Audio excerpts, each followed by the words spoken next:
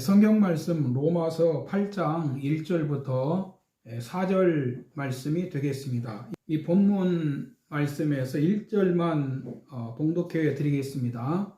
그러므로 이제 그리스도 예수 안에 있는 자에게는 결코 정죄함이 없나니. 이 본문 내용을 가지고 예수 안에 있는 자, 이런 제목으로 함께 은혜를 받고자 합니다. 갑자기 가을도 없이 겨울로 접어드는 줄 알았습니다. 하룻밤 사이에 기온이 15도 이상 차이가 났습니다. 이제 그 가을이 가고 겨울이 오면 그 농촌에서는 월동 준비에 들어갑니다. 농부들이 들녘에서 그 오곡백과를 거두어 드립니다. 얼음이 얼기 전에 모든 열매들을 수확을 합니다. 제가 어려서 기억으로는 가을에 밭에 서리가 내립니다. 그 서리가 내리면 나뭇잎이 단풍이 물들듯이 밭의 작물들도 잎이 색이 변하면서 시들어서 죽습니다. 생강잎도 색이 변해서 시들고 무나 배추도 서리를 맞으면 잎이 변합니다. 농부들은 그 얼음이 얼기 전에 이런 것들을 모두 수확을 합니다.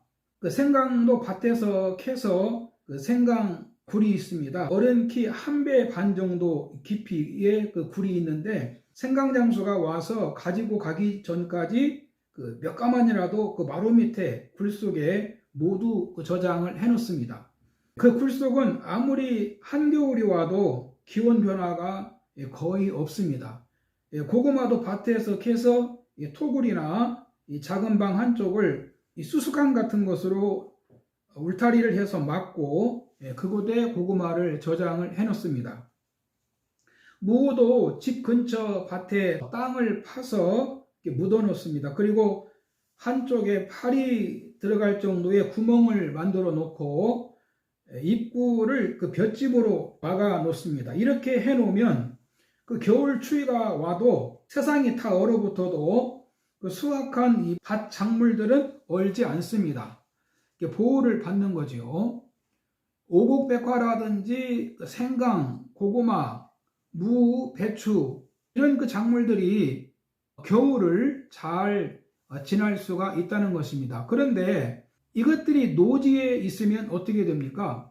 영하로 기온이 내려가면 그 추위를 견디지 못하고 모두 얼어버리고 모두 금방 썩어서 냄새나고 버려지게 됩니다. 그런데 채소라든지 밭 작물에만 이런 일이 있는 것이 아닙니다. 베드로전서 1장 24절 이하에 보면 그러므로 모든 육체는 풀과 같고 그 모든 영광은 풀의 꽃과 같으니 풀은 마르고 꽃은 떨어지되라고 말씀하고 있습니다. 이 말씀에 보면은 인간의 육체가 무엇이라고 말씀합니까? 모든 육체는 풀과 같고 성공한 것은 풀의 꽃과 같으니 풀은 마르고 꽃은 떨어진다는 것입니다. 그러니까 우리 인생도 이 세상에서 세월 앞에서 모두 풀같이 약한 존재라는 것입니다. 로마서 7장 24절에 보면 오라 나는 곤고한 사람이로다 이 사망의 몸에서 누가 나를 건져내랴 이런 말씀이 있습니다.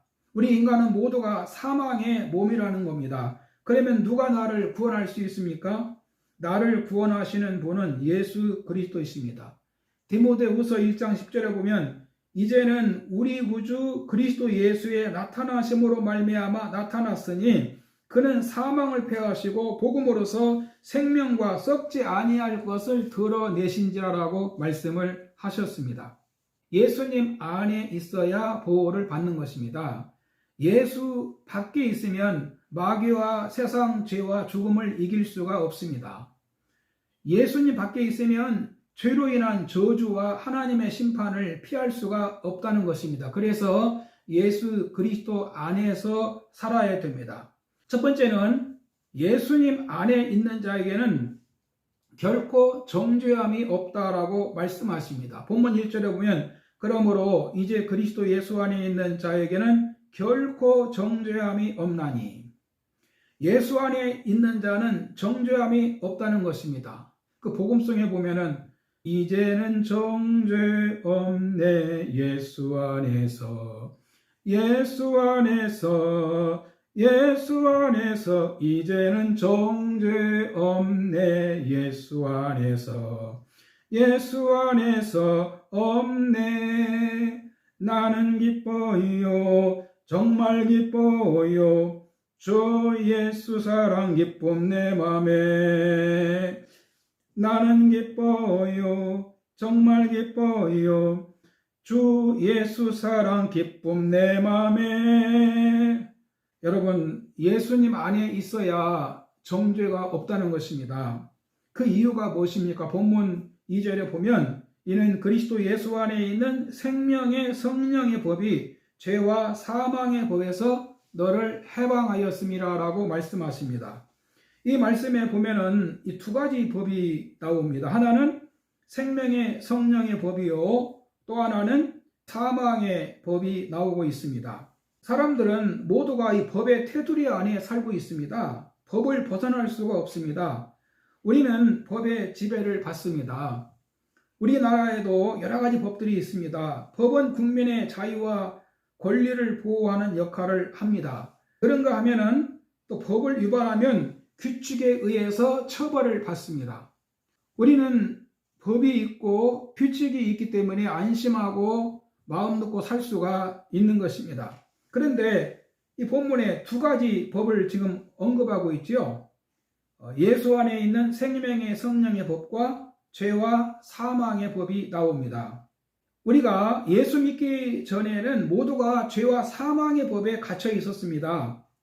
인간은 아무리 노력을 해도 이 자력으로는 죄와 사망의 법에서 나올 수가 없습니다. 표범이 스스로 반점을 희게 할 수 없고 구수인이 그 피부를 바꿀 수 없듯이 죄가 있기 때문에 죽음에서 벗어날 수가 없는 겁니다. 성경은 죄의 싹은 사망이라고 말씀하고 있습니다.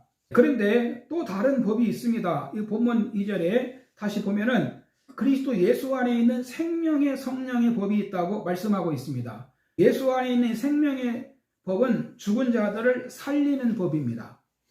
죄와 사망의 법에서 죽을 인간을 구원하는 법을 말하는 것이지요. 그러면 구체적으로 예수 안에 있는 생명의 법이 무엇입니까?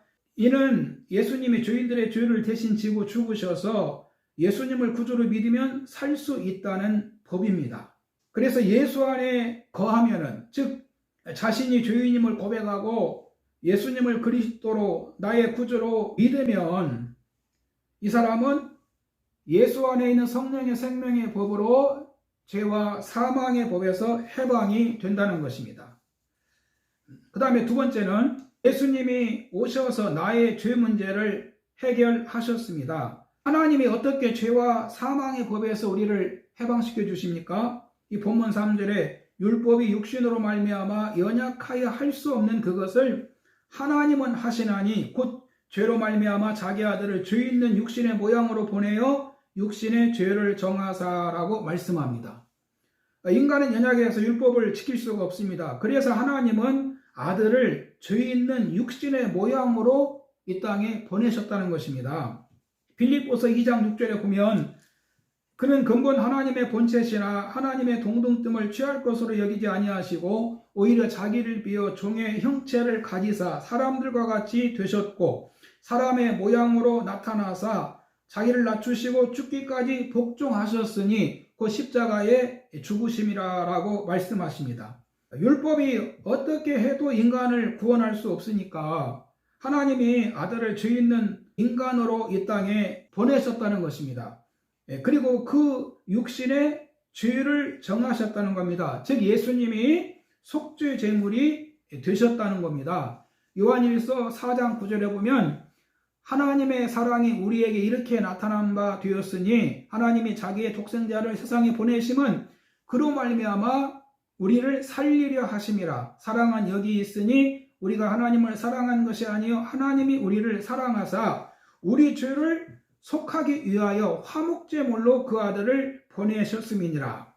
정부가 주일에 교회에서 그 방역수칙으로 모이지 못하게 할 때 우리는 교회에서 모여서 예배를 드렸습니다. 그 단속하는 분들이 교회에 몇 번 와서 보고 가더니 교회 정문에 교회 모임 폐쇄 딱지를 붙이고 갔습니다. 우리 교회를 고발하겠다는 겁니다. 고발당하면 참 귀찮아지지요.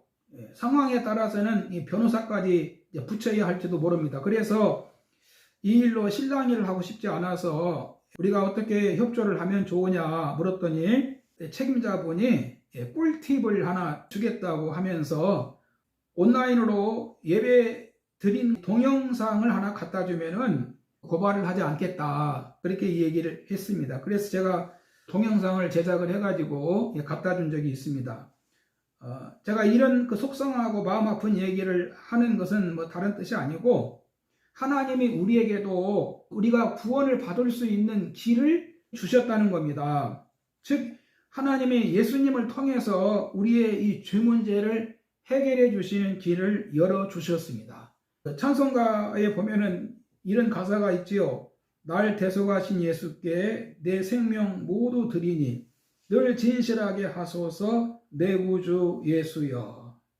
나 구주 위에 살리라 내 기쁨 한량 없으리 내 갈 길 인도하소서 내 구주 예수여. 여러분, 우리 인생에서 신앙만큼 중요한 것이 없습니다. 예수 그리스도만큼 내 인생의 모든 문제를 해결해 주시고 정확하게 답을 주시는 분이 없으세요. 그런데 왜 우리가 신앙생활을 제대로 못합니까? 이 원인이 뭐 여러 가지가 있겠지만은 마귀가 우리의 신앙을 방해한다고 성경은 말씀합니다. 마귀가 우리가 하나님을 모르게 만듭니다. 말씀을 깨닫지 못하게 하고 어둡게 하고 하나님과 멀어지게 하는 일을 합니다. 그러므로 여러분, 예수님은 우리 죄 문제를 해결하셨습니다. 예수님이 나의 모든 죄를 대신 지고 내 형벌을 대신 받아주시고 나를 죄악과 사망에서 해방시켜 주신 겁니다. 그 다음에 세 번째는 예수 믿는 자에게 율법의 요구가 이루어지게 하신다라고 말씀하고 있습니다. 4절에 보면 육신을 따르지 않고 그 영을 따라 행하는 우리에게 율법의 요구가 이루어지게 하려 하심이라.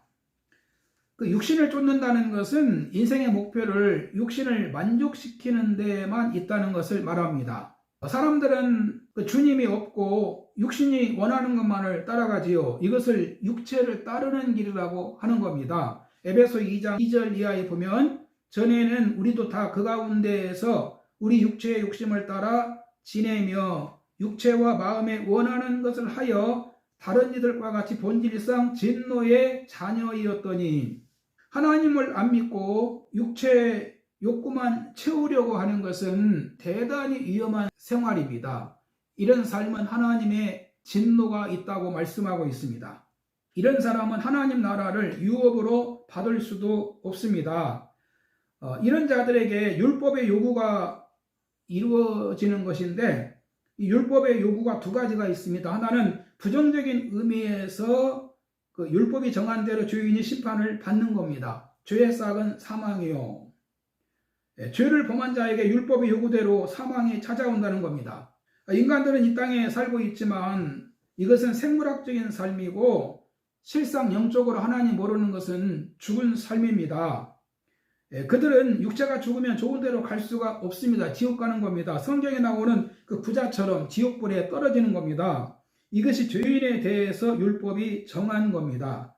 그런데 예수 믿는 자들에게는 이런 그 부정적인 의미에서의 율법의 정죄가 끝났습니다. 예수님이 대신 심판을 받아주신 겁니다. 이제 예수님은 우리에게 이 본문에서 긍정적인 측면에서 율법의 요구를 이루기 위해서 은혜를 주셨다라고 말씀하시고 있습니다. 이 말씀에 보면은 이제 육체를 쫓지 않고 성령을 쫓아서 살게 하려 하심이라. 성령을 쫓는다는 것은 예수님을 믿음으로 하나님의 자녀로 사는 것을 말합니다. 전에는 마귀에게 끌려갔지만 이제 회개하고 하나님 백성으로 살라는 것입니다. 다시 본문을 보겠습니다.